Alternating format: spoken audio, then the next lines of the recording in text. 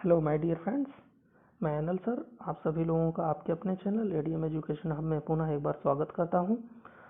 दोस्तों, BHU MEd entrance के question paper का ये सेकंड पार्ट होगा, उसका आंसर की, जो कि सेट नंबर 3 है। तो इसमें हम लोग क्वेश्चन नंबर 53 से लेकर के 104 तक देखेंगे। चलिए देर न करते हुए स्टार्ट करते हैं। चलिए क्वेश्चन नंबर 53। क्वेश्चन नंबर 53 का है, किस चिंतक ने एकादश व्रत का संप्रत्यय दिया। तो एकादश संप्रत्यय का जो एकादश व्रत यानी 11 वॉज का जो संप्रत्यय दिया है वो दिया है MK गांधी, महात्मा गांधी ने। ठीक है, 53 का आपका सेकंड। ओके, 54 शिल्प आधारित शिक्षा का संप्रत्यय किसने दिया, ये भी महात्मा गांधी ने दिया है। क्वेश्चन नंबर 54 का फोर्थ। इसके बाद question number 55, the philosophy of Shri Aurobindo is known by which term among the following. निम्नलिखित में से श्री अरविंद का दर्शन किस शब्द द्वारा जाना जाता है। तो इंटीग्रल योगा नाम से जाना जाता है। ये सारे के नोट्स हमने आपको प्रोवाइड किए थे, बहुत अच्छी तरीके से डायरेक्ट क्वेश्चन फंसे हुए हैं, देख के मजा आ जा रहा है एकदम। ओके, स्वामी विवेकानंद के दर्शन को किस नाम से जाना जाता है। तो नव्य वेदांता के नाम से जाना जाता है। RN टैगोर के दर्शन को किस नाम से जाना जाता है। तो प्रकृतिवाद, रविंद्रनाथ टैगोर को प्रकृतिवादी जाना जाता था। यह भी हमने बहुत अच्छी तरीके से आपको कहा था और इम्पोर्टेंट भी बताया था। किसने कहा शिक्षा का एक मेव मार्ग है मन की एकाग्रता।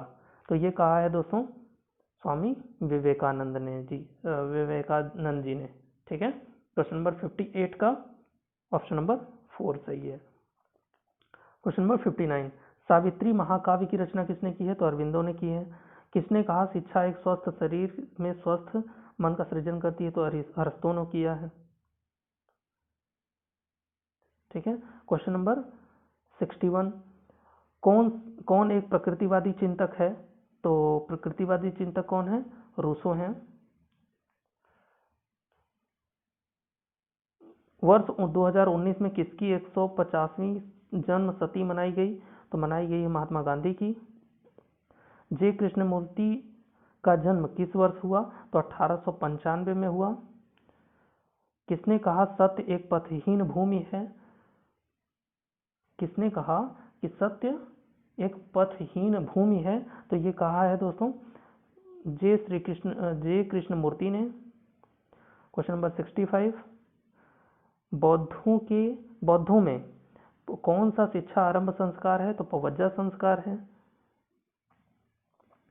पवज्जा संस्कार है सेकंड ऑप्शन। ठीक है, क्वेश्चन नंबर 66, किस उपनिषद में वैदिक समापवर्तन संदेश है। तैतरीय उपनिषद। ये हम लोगों ने जो ग्रुप डिस्कशन किया उसका बहुत ही ज़्यादा बेनिफिट मिल रहा है। प्रीवियस ईयर के बहुत सारे क्वेश्चन आए हुए हैं, ये रिपीटेड क्वेश्चन था। निम्नलिखित का मिलान कीजिए। तो यहाँ से हम लोग मिलान करते हैं, ऑप्शन भी दिखने चाहिए, तो एक साथ ऑप्शन भी दिख जाएंगे। कुछ ऐसा करते हैं, थोड़ा छोटा कर लेते हैं इसको। ओके, चलिए यहाँ पर है आपका निर्वाण किस में होता है, बौद्ध में होता है। बौद्ध। ठीक है, इसके बाद उपनयन उपनयन होता है वैदिक में। बिस्मिल्लाह संस्कार इस्लाम में। अंतेवासी गुरुकुल। ठीक है, मिला लीजिए, चौथा का ए, 4 का 1 जिसमें होगा वही होगा। Okay, correct option 4। ठीक है, क्वेश्चन नंबर 68, कौन सा पंचकोश में नहीं है। तो दोस्तों ये जो है आपका आनंदमय कोश है, मनोमय कोश है, अन्नमय कोश है। ज्ञानमय कोश नहीं है। ठीक है, इसकी जगह क्या है, विज्ञानमय कोश है। विज्ञानमय कोश है, ज्ञानमय कोश नहीं है। ठीक है, तो इसलिए इसका जो राइट आंसर होगा वो होगा 3। ठीक, चलिए क्वेश्चन नंबर 69, महामना मालवीय का जन्म कब हुआ था। तो 1861 में हुआ था। ठीक है, कौन सा पुरुषार्थ नहीं है। ये 2019 में भी क्वेश्चन आया हुआ था।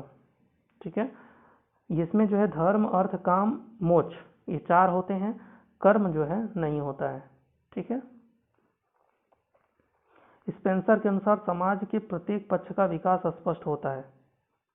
तो ये दोस्तों इसका जो है सेकंड ऑप्शन करेक्ट होगा, the function is it fulfils. Okay, मार्क्सवाद द्वारा प्रयुक्त तकनीकी है। तो इसके लिए ग्राउंडेड थ्योरी का इस्तेमाल किया था इन्होंने, मतलब किया जाएगा अगर हम लोग देखेंगे ऐसे तो। सांस्कृतिकरण का एक प्रारूप है सांस्कृतिक परिवर्तन, सांस्कृतिक गतिशीलता, सामाजिक गतिशीलता, सामाजिक चलन, सामाजिक अव्यवस्था। तो ये जो है आपका संस्कृतिकरण का आपका सोशल मोबिलिटी, ठीक है। 73 का आपका 3, birds of the same feather flock together. सामाजिकरण की कौन सी प्रक्रिया से संबंधित है? तो ये संबंधित है आपका इमिटेशन से। क्वेश्चन नंबर 75, भारतीय संविधान के किस अनुच्छेद में किसी भी प्रकार की अस्पृश्यता को समाप्त किया गया है? अनुच्छेद 17, ठीक है।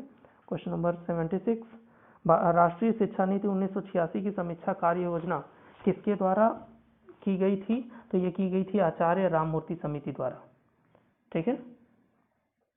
सेकंड ऑप्शन 76 का सेकंड ऑप्शन, ओके। 77, मूल अधिकारों का निम्नलिखित में से किस प्रावधान के बिना कोई अर्थ नहीं है? तो ये है इसका राइट आंसर होगा right to constitutional remedies, okay, संवैधानिक उपचारों का अधिकार। न्याय के दो मूल प्रकार हैं, विवरणात्मक एवं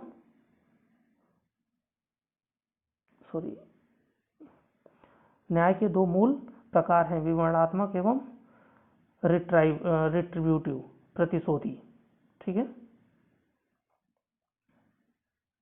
प्रतिशोधी। इसका राइट आंसर होगा 78 का सेकंड ऑप्शन। चलिए 79, निम्नलिखित में से कौन सा कथन संस्कृति के संदर्भ में सत्य नहीं है? तो दोस्तों कल्चर इज, देखिए नहीं है लिखा हुआ है, इन्होंने गलती कर दी है, ठीक है, ये होता है जबकि एकदम नहीं है, इन्होंने नहीं पढ़ा है शायद इसलिए गलत कर दिया है, यहाँ पे ध्यान देना था। संस्कृति कल्चर इज लर्न बिहेवियर, ये तो करेक्ट है। कल्चर इज नॉट ट्रांसमिटेड, ये भी कुछ हद तक सही है लेकिन 100% सही है भी नहीं है। कल्चर इज एडॉप्टिव, हाँ ये तो ठीक है कुछ हद तक। कल्चर इज स्टैटिक, ये गलत है, पूरी तरीके से गलत है, मतलब ये जो है संस्कृति के संदर्भ में बिल्कुल भी सही नहीं है। कल्चर इज स्टैटिक नहीं होता है कभी भी, कल्चर इज वेरी डायनेमिक, बहुत ही ज़्यादा डायनेमिक होता है संस्कृति, ठीक है। तो इसलिए जो इसका राइट आंसर होगा 79 का होगा 4, ठीक है। क्वेश्चन नंबर 80, खाद्य पदार्थ के डिलीवरी मैन का बेटा संघर्ष कर IAS अधिकारी बन जाता है, एक उदाहरण है। तो ये है सोशल मोबिलिटी का, ठीक है। निम्नलिखित में से कौन विद्यालयहीन समाज की अवधारणा से संबंधित है? तो इवान इलिच हैं, ओनली ये। शैक्षिक समाजशास्त्र की कौन सी पुस्तक शिक्षा का समूह जीवनचर्या एवं समूह जीवनचर्या का शिक्षा पर प्रभाव की चर्चा करती है? तो कौन सा करती है? ये करती है डेमोक्रेसी एंड एजुकेशन, बट ये क्लियर नहीं है, ठीक है, कंफ्यूजन है इसमें ओके, तो देख लीजिएगा आप लोग, इसको इस पर मार्क्स मत दीजिएगा। क्वेश्चन नंबर 83, अ प्रोसेस, एक नवीन समुदाय के मूल्य धारणा भाषा प्रथाएं एवं चलन आदि को सीखना कहलाता है। एक नवीन समुदाय के मूल्य धारणा भाषा प्रथाएं एवं चलन आदि को सीखना कहलाता है, तो ये कहलाता है आपका अकल्चरेशन, ठीक है, इसका 4th ऑप्शन सही होगा। 84, सही कथन का चुनाव कीजिए। तो Ivan Ilyich is related with schooling of society, ये बिल्कुल नहीं है, डी स्कूलिंग से है, तो ये गलत है। सामाजिक परिवर्तन एक गैर नियोजित प्रक्रिया है, ये भी गलत है। सामाजिक परिवर्तन एक आवश्यक प्रक्रिया है, नहीं है, ये भी गलत है। पूर्ण सापेक्ष एवं सामाजिक गतिशीलता के दो प्रकार हैं, वेरी गुड, यहाँ पे इन्होंने करेक्ट किया है। Absolute and relative are two types of social mobility, ये हमने पढ़ाया, आपको वीडियो में मिल जाएगा, आप लोग चाहें तो वहाँ से देख सकते हैं। इसका 84 का 4 नंबर करेक्ट ऑप्शन होगा। कौन सा बेसिक शिक्षा का मुख्य सिद्धांत नहीं है? तो बेसिक शिक्षा का मुख्य जो सिद्धांत है वो यही नहीं है, कोरिलेशन मेथड नहीं है, यानी क्राफ्ट सेंटर तो होता ही है, सेल्फ सपोर्ट होता है, इसके बाद लिटरेसी एजुकेशन होता है, ठीक है।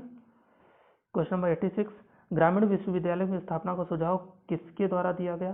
तो इस पर हमने बहुत ही ज़्यादा एम्फेसिस भी किया था, ये राधाकृष्णन द्वारा दिया गया, ठीक है, यानी विश्वविद्यालय शिक्षा आयोग द्वारा दिया गया। मुदालियर कमीशन शिक्षा के किस स्तर से संबंधित है? तो ये संबंधित है माध्यमिक शिक्षा से। सब राज्यों में बहुपाठ्यक्रम महाविद्यालयों की स्थापना की जाए, यह सुझाव किसका था? तो दोस्तों ये इसका आंसर जो है क्लियर नहीं हो पाया है, और इसका जो है या तो आपका सेकंड होगा या थर्ड होगा, बट ये क्लियर नहीं है, तो इसलिए आप इस पर मार्क्स मत दीजिएगा। जब वो ऑफिशियल आंसर की आएगी तो वहाँ से मिला लीजिएगा इसको। ऑपरेशन ब्लैक बोर्ड का उद्देश्य था, तो ऑपरेशन ब्लैक बोर्ड का जो उद्देश्य था वो दोस्तों था, इसका उद्देश्य आपका प्राथमिक शिक्षा में गुणात्मक सुधार, गुणवत्ता सुधार। क्या था? ये था आपका प्राथमिक शिक्षा में गुणवत्ता सुधार। फर्स्ट ऑप्शन 89 का फर्स्ट ऑप्शन। कैब का फुल फॉर्म है, कैब का central advisory board of education, ये हमने भी बहुत बार कहा था आपसे याद करने के लिए। नवोदय विद्यालय किसके द्वारा रन होता है? तो ये रन होता है आपका सीबीएसई के द्वारा, ठीक है, सीबीएसई से गवर्न होता है। राष्ट्रीय मुक्त विद्यालय स्थापित हुआ था 89 में। रूसा का, देखिए ये हमने एक बार गलत बता दिया था, फिर इसको हमने करेक्ट कराया था, ये भी आ गया। रूसा का फुल फॉर्म क्या है? तो राष्ट्रीय उच्चतर शिक्षा अभियान है। NCERT का क्षेत्रीय केंद्र नहीं है, वाराणसी में नहीं है, 3 में है। RTE कब लागू हुआ? 2010 में। कौन सा एक डीम्ड विश्वविद्यालय नहीं है? विश्व भारती सेंट्रल यूनिवर्सिटी है, बाकी सब डीम्ड यूनिवर्सिटी हैं, ठीक है। तो इसका फोर्थ ऑप्शन सही होगा। एक वर्ष में, सॉरी किस वर्ष में राष्ट्रीय ज्ञान आयोग का गठन हुआ? क्या अच्छा क्वेश्चन आया। जून 2005 में। मैकाले मिनट किस वर्ष में आया? 1835 में। इनमें से कौन सा क्रम अनुदेशन प्रौद्योगिकी के कार्यों का सही क्रम है? तो सबसे लास्ट में आप लोग एक ही चीज़ से पकड़ लीजिए, सबसे लास्ट में बी होगा, तो बी देख लीजिए किस में है, बी आपका इसी में है, तो इसलिए यही सही होगा। आपका सबसे पहले क्या हो जाएगा? अधिगम की आवश्यकताओं का विश्लेषण किया जाएगा। इसके बाद आपका होगा सरलता से उपयोग किए जाने वाले उपकरणों की सहायता से अनुदेशन का प्रारूप बनाया जाएगा। इसके बाद आपका अनुदेशन प्रदान किया जाएगा। इसके बाद इवेल्युएशन किया जाएगा। ओके, तो यानी आपका इसका 99 का बी, सॉरी सेकेंड ऑप्शन सही है। हिच हाइकिंग शब्द किस तकनीकी से संबंधित है? ये संबंधित है आपका ब्रेनस्टॉर्मिंग मेथड से। कौशल प्राप्ति के लिए आकार और अवधि के आधार पर न्यूनीकृत शिक्षण क्या कहलाता है? तो दोस्तों ये कहलाता है सूक्ष्म शिक्षण, ठीक है। क्वेश्चन नंबर 102, NCERT के मूल वर्गीकरण में शिक्षण उद्देश्यों के कितने वर्ग दिए गए हैं? तो ये दिए गए हैं दोस्तों 3, ठीक है। आपका ये जो ब्लूम टैक्सोनॉमी है उसी को NCERT ने शिक्षण के उद्देश्यों के संदर्भ में लिया था, ठीक है। क्वेश्चन नंबर 103, ब्लूम के संशोधित वर्गीकरण में इनमें से कौन सा नया जोड़ा गया है?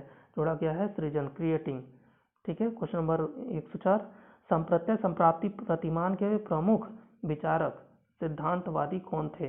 तो दोस्तों ये नोट्स में भी आपको मिल गया होगा और इस पर हम लोगों ने बहुत सारा डिस्कशन भी किया था, तो बहुत अच्छा है कि आप सभी का ये सही होगा, जेरोम एस ब्रोनर, ठीक है।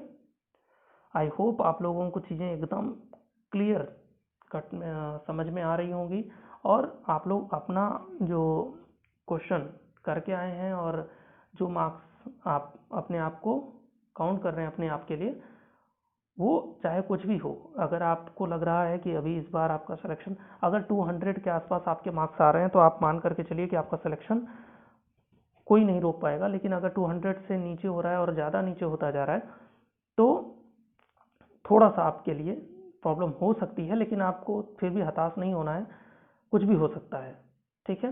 कुछ मेरिट ऊपर भी जा सकती है, नीचे भी जा सकती है। तो ये जो है टोटली आपका ये जो टेस्ट होता है ये आपका नॉर्मल रेफरेंस टेस्ट होता है। तो नॉर्मल रेफरेंस टेस्ट के बारे में हम लोग एक्सेप्ट कुछ भी कह नहीं सकते, हम लोग केवल एक मान करके चलते हैं कि इतना होना चाहिए, जो हर साल होता है, ठीक है। अगर उससे बढ़ भी सकता है, उससे घट भी सकता है, तो आप लोग परेशान मत होइएगा। हाँ, 3-4 महीने बाद फिर से आपके एग्ज़ाम होने हैं, तो अभी से लग जाइएगा, तैयारी करते रहिएगा। चैनल को सब्सक्राइब जरूर कर लीजिएगा ताकि आपको हर एक नोटिफिकेशन BHU MET से रिलेटेड मिलती रहे, एजुकेशन से रिलेटेड मिलती रहे, नेट से संबंधित मिलती रहे, ठीक है। तो यदि मेरा प्रयास आप लोगों को अच्छा लग रहा हो तो प्लीज़ लाइक शेयर कमेंट करना नहीं भूलिएगा। चैनल पर नए हों तो सब्सक्राइब करना नहीं भूलिएगा। और चाहे आप BA कर रहे हो, चाहे आप MA कर रहे हो, एजुकेशन ले लिए हों, अगर आप BEd भी कर रहे हैं तो भी आपको चैनल को सब्सक्राइब कर लेना चाहिए, ताकि आपको आने वाले समय में BEd से संबंधित भी बहुत सारी सूचनाएं, CTET से संबंधित, KVS PRT और KVS से संबंधित, NVS से संबंधित भी बहुत सारी इन्फॉर्मेशन इस चैनल पर आपको दी जाएंगी। ओके, चलिए फिर मिलते हैं हम लोग नेक्स्ट वीडियो में। Bye bye, take care.